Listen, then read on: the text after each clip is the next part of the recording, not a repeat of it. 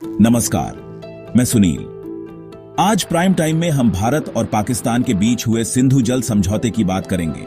एक ऐसा समझौता जो सिर्फ पानी का बंटवारा नहीं, बल्कि दोनों देशों की राजनीति और भविष्य की चिंता भी है। यह समझौता 1960 में हुआ था, जब पानी को लेकर जंग की आशंका थी।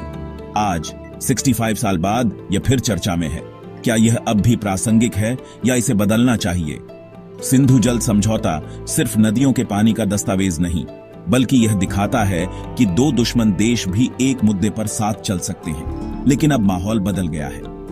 कश्मीर में आतंकी हमलों के बाद भारत ने इस समझौते पर पुनर्विचार के संकेत दिए हैं। गृह मंत्री अमित शाह के बयान और पाकिस्तान की तीखी प्रतिक्रियाएं दिखाती हैं कि यह सिर्फ पानी नहीं, राष्ट्रीय अस्मिता का सवाल बन चुका है। सिंधु और उसकी सहायक नदियों के पानी का बंटवारा दोनों देशों के लिए जीवन मरण का सवाल है। पाकिस्तान की 90% खेती इसी पर निर्भर है और भारत के लिए भी ये नदियां विकास और बिजली का आधार हैं।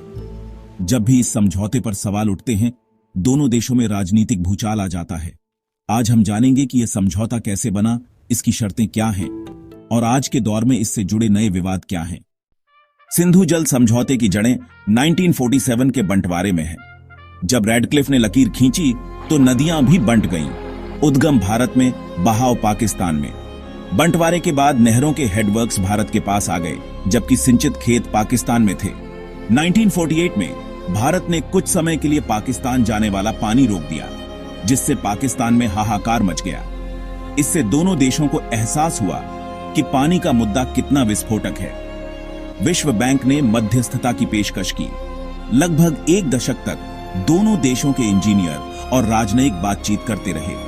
पाकिस्तान चाहता था कि उसे ऐतिहासिक बहाव के आधार पर पानी मिले। भारत का तर्क था कि ऊपरी हिस्से में होने के नाते उसका पहला हक है। 9 साल की बातचीत के बाद 1960 में कराची में नेहरू और अयूब खान ने विश्व बैंक की मध्यस्थता में समझौते पर दस्तखत किए। यह समझौता 1965 और 1971 की जंगों के दौरान भी कायम रहा। जब सेनाएं लड़ रही थीं, तब भी पानी बहता रहा। लेकिन आज छोटे छोटे विवाद और राजनीतिक बयान इस समझौते को हिला रहे हैं। क्या अब विश्वास की कमी इतनी बढ़ गई है कि इसे बनाए रखना मुश्किल हो गया है? समझौते के तहत सिंधु प्रणाली की 6 नदियां 2 हिस्सों में बंटी। पूर्वी नदियां रावी, ब्यास, सतलज भारत को, पश्चिमी नदियां सिंधु, झेलम, चिनाब पाकिस्तान को।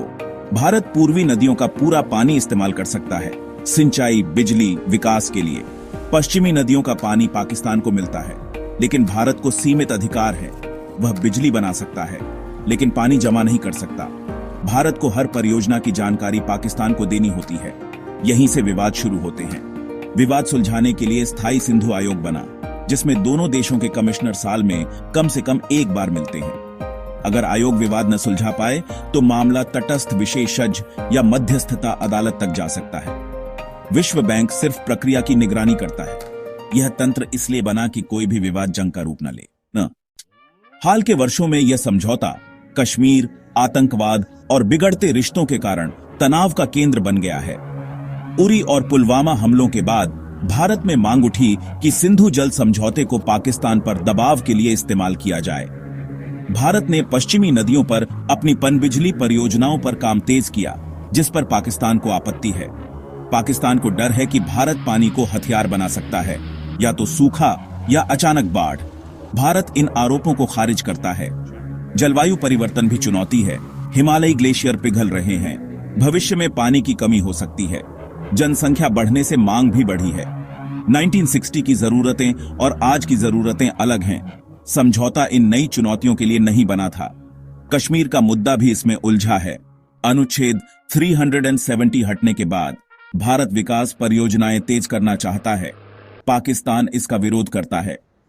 आज सिंधु जल समझौते का भविष्य अनिश्चित है। भारत अपनी ऊर्जा जरूरतें पूरी करना चाहता है और पाकिस्तान पर दबाव भी बनाए रखना चाहता है। भारत की रणनीति है कि समझौते को तोड़े बिना इसके प्रावधानों का पूरा इस्तेमाल किया जाए। पश्चिमी नदियों पर सभी परियोजनाएं पूरी की जाएं। पाकिस्तान के लिए यह अस्तित्व का सवाल है। उसकी अर्थव्यवस्था और खाद्य सुरक्षा सिंधु प्रणाली पर निर्भर है। पाकिस्तान को डर है कि भारत की परियोजनाएं उसके हिस्से के पानी को कम कर देंगी या बहाव को अनिश्चित बना देंगी। जलवायु परिवर्तन, विश्वास की कमी, कश्मीर विवाद और सीमित अंतरराष्ट्रीय हस्तक्षेप, ये सब मिलकर समझौते को चुनौती दे रहे हैं। सवाल है, क्या भारत को यह समझौता रद्द कर देना चाहिए या दोनों देशों को मिलकर इसमें सुधार करना चाहिए? आपकी राय में क्या सिंधु जल समझौता जारी रहना चाहिए या बदलाव जरूरी है? अपनी राय जरूर दें।